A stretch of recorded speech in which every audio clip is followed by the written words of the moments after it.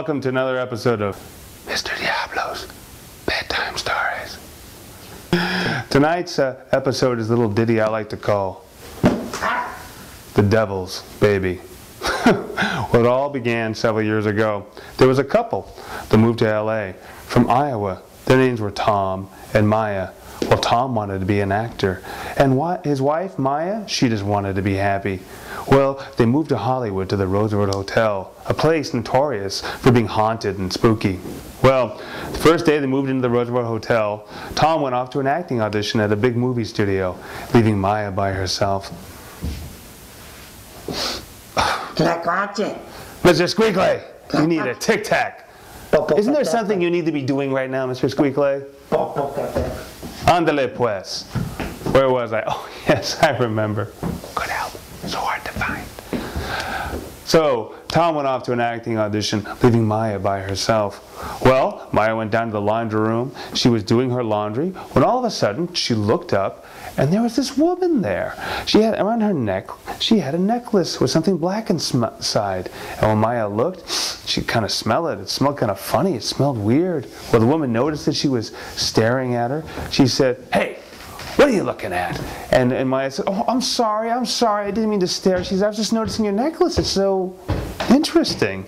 She said, "Isn't it?" She said, "It's tannish root. It brings me good luck. The Guggenheims gave it to me." And Maya said, "The Guggenheims?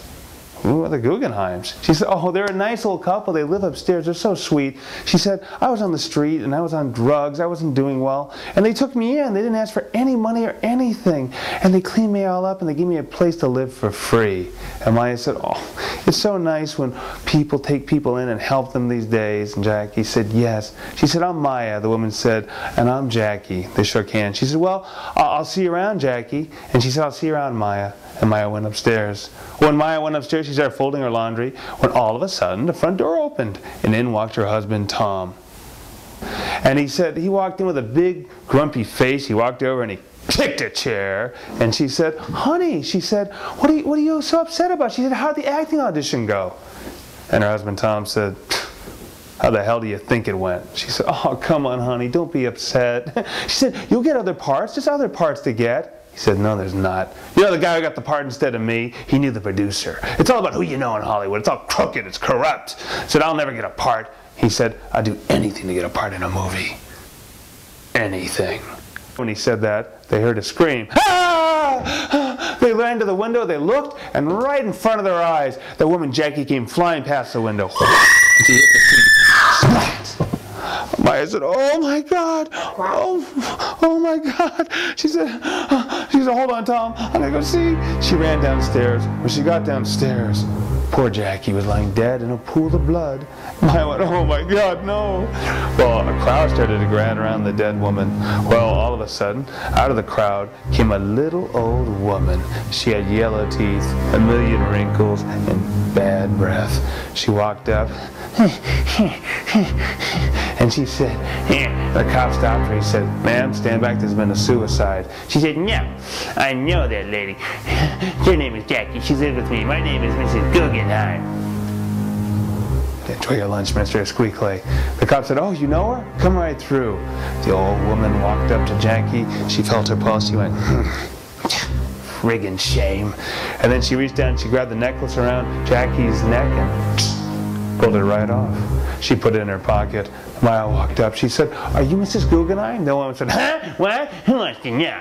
She said, "Oh, I'm sorry." She said, "My name is Maya. I just met Jackie in the..." "Mr. Squeakley, stop bothering me! Stop bothering me, Mr. Squeakley!" "Go take care of your business, Mr. Squeakley." Good help. Where was I? Yes.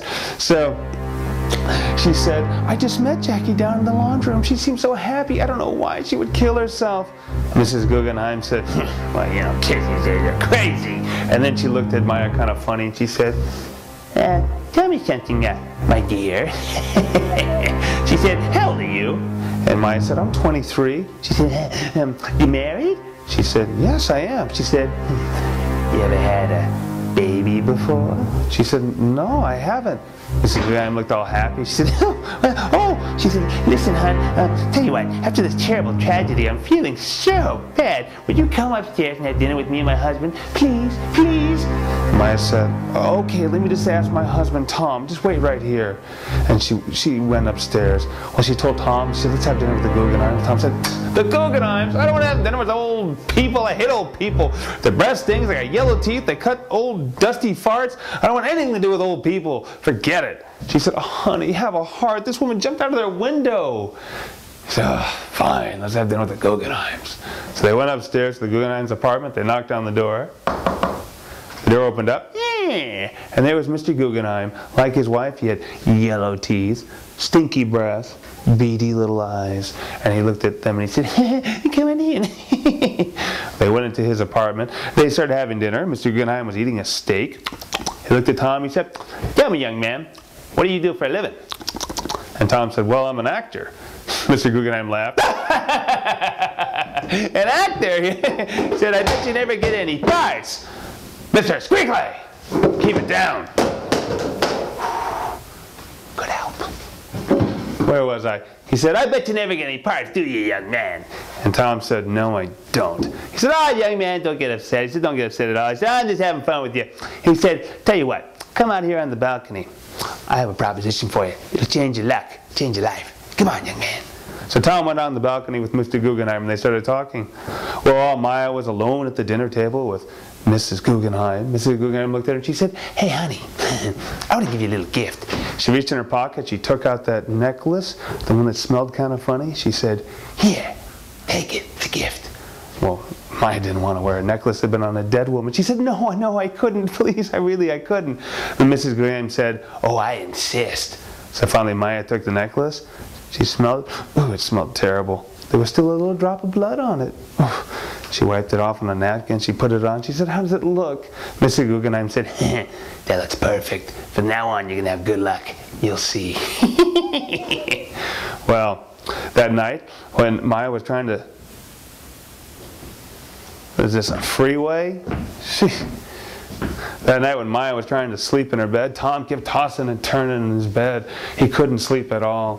Finally, Maya turned on the light. She said, honey, what's the matter? He said, oh, I'm sorry. I'm just tripping out about what Mr. Guggenheim said on the balcony. She said, what did he say? What was his proposition? Tom said, can't talk about it. But you know what? Tomorrow, my luck's going to change. You watch. Everything will change for me tomorrow. She said, oh, I know it will, honey. She kissed him goodnight. Well, the next day, Maya was in the apartment. She was sweeping up the apartment when all of a sudden, the door opened up and in walked Tom. And he had a big smile on his face and he walked up and he said, hey, baby! And he gave her a big kiss. She said, what's that for? He said, guess what? He said, I just got a part in a big Hollywood movie. She said, how'd you do that? I didn't even know you had an audition. He said, honey, it was the greatest thing. In the middle of the night, that guy who got the part instead of me, in the middle of the night, he went blind. He said, Maya said, oh, that's terrible. That's so sad. He said, who cares about that, dummy? The important thing is that I'm getting a part. Isn't that great? She said, what a way to get it. Oh, my God. He said, come on, let's go up to the Guggenheims and celebrate. She said, the Guggenheims? I thought she hated the Guggenheims. He said, did I say that? I didn't mean it. No. He said, come on, let's go upstairs. Come on. So they went to Guggenheim's apartment. They told Mrs. and Mrs. Guggenheim. They were like, oh, boy. Mrs. Guggenheim ran to the cabinet. She took out an old bottle covered with dust. She pulled the cork out. She said, let's drink to Tom. She filled up 4... Mr. Squiggly! She pulled out 4 glasses and